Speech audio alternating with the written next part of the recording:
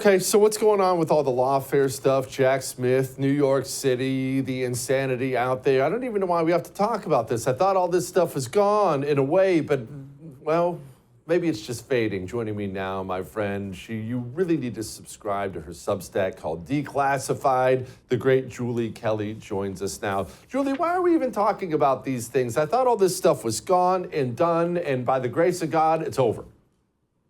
Well, I mean, I think that is the result of the vote in November 5th, 2024, a partial repudiation of this ongoing lawfare against the president, but it's not stopping. So you have Alvin Bragg and Juan Merchan, the judge in the New York case, desperately trying to sentence Donald Trump before he is inaugurated on January 20th. More egregiously, is Jack Smith and Merrick Garland trying to issue a report on the two dead cases against President Trump. Of course, they were both dropped after he won the election, but nonetheless, Jack Smith, Merrick Garland, trying to get their last licks in, their last stabs at Donald Trump before he takes office. So much for a peaceful transfer of power by the Biden regime, as they love to talk about. Julie, what does that mean, issue a report? Is that just a public smear job? Here's all the dirt we had on him, even though we couldn't get him into prison. Well, it really is. And as you know, most special counsels issue a report at the conclusion of their work. Robert Hur, John Durham, et cetera, Robert Mueller, except they didn't consist of two unprecedented federal criminal indictments against a former president. Jesse, what more could there possibly be said about Donald Trump in January 6th or Donald Trump in the classified documents case? That case in Florida has over 700 entries on its docket, representing tens of thousands of pages. Of course, the J6 case, which has been dropped, what else do we have to know about that? Plus, the January 6th Select Committee issued an 845-page report. There's nothing more to be said. This is just to muddy up the waters during this transition period and help Jack Smith salvage his destroyed reputation, the biggest loser in DOJ history right there, and do what they possibly can to get the last word on these cases against Donald Trump. Speaking of January 6th, Jack Smith, Donald Trump came out recently, said this. You're going to pardon January 6th defendants. Are you planning to pardon those who were charged with violent offenses? Well, we're looking at it, and we have other people in there. And as you see, I guess 24 or 28 people came now from the FBI. That came out very quietly. Nobody reported it, but they had people in some form related to the FBI. They had 4 or 5 people that were strongly related to the FBI. We have to find out about that. People that didn't even walk into the building are in jail right now. So we'll be looking at the whole thing, but I'll be making major pardons, yes. Julie, that's music to my ears. Not really much on specifics, which I don't blame him for, but sounds good. I know you've been hot on this for a long time. Are you happy? I am. I think that is a good start. I do like Donald Trump pivoting a little bit to the stories that the regime media will not cover, such as FBI informants in Washington and at the Capitol on January 6th, or bringing up the unsolved pipe bomber case. So yes, this is a good start.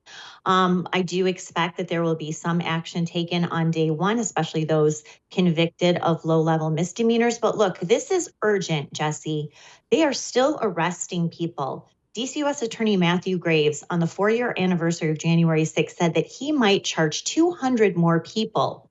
They sent a man today to federal prison, sentenced to 40 months on civil disorder and 2 misdemeanors. They are putting a man on trial tomorrow for January 6th. This is not stopping.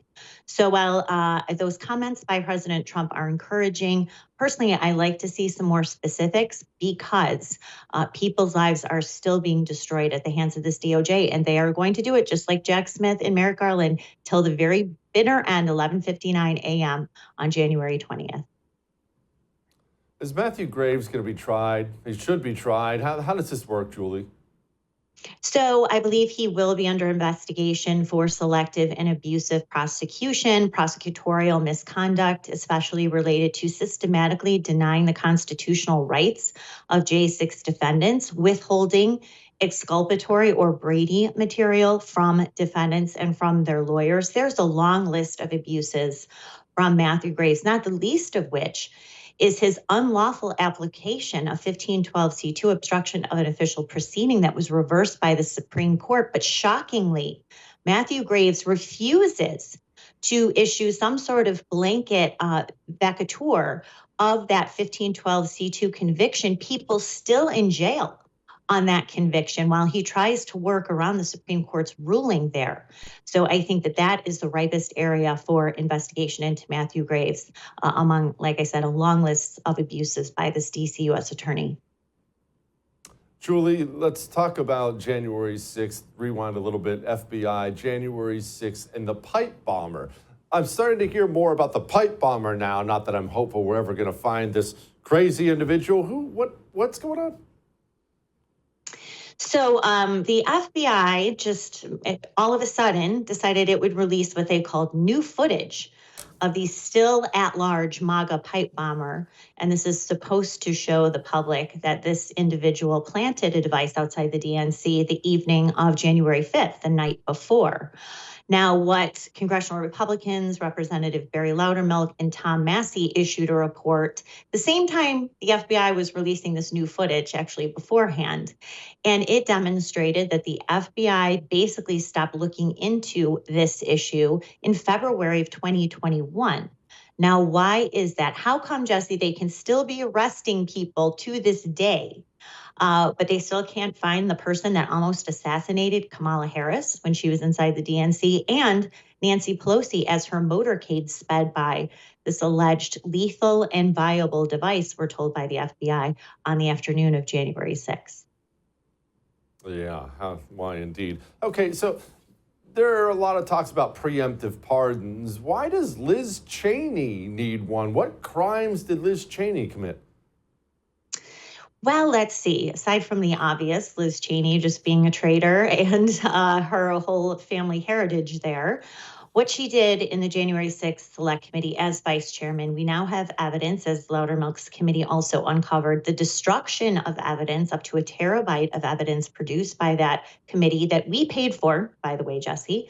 Also, Benny Thompson confirming that all of the videotaped recordings of the depositions of 1,000+ witnesses were destroyed by this committee. But more importantly, Liz Cheney in hot water for tampering with a witness, Cassidy Hutchinson, using an encrypted chat for these back channel communications with Cassidy Hutchinson, who then, after being in touch with Liz Cheney, a serial liar, then Cassidy Hutchinson started making up her own stories about what happened, especially in the presidential vehicle that day, now completely contradicted by everyone associated in the White House that day, including the driver and the security detail inside that vehicle. Obviously, she committed perjury.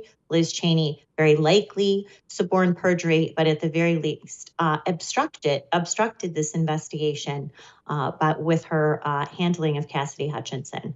So yes, I'm sure she's begging for a blanket pre-pardon from Joe Biden, because she is definitely already a target of congressional investigation. Yeah, let's hope. Julie, as always, thank you, ma'am. I would thank you for coming to my YouTube channel, but I know how brilliant it is, and I know you love it here. So subscribe and watch. We're going to start really ramping things up and putting some funny stuff, some interesting stuff out there, some collaborations. Either way, my YouTube channel is officially the place to be. So stick around.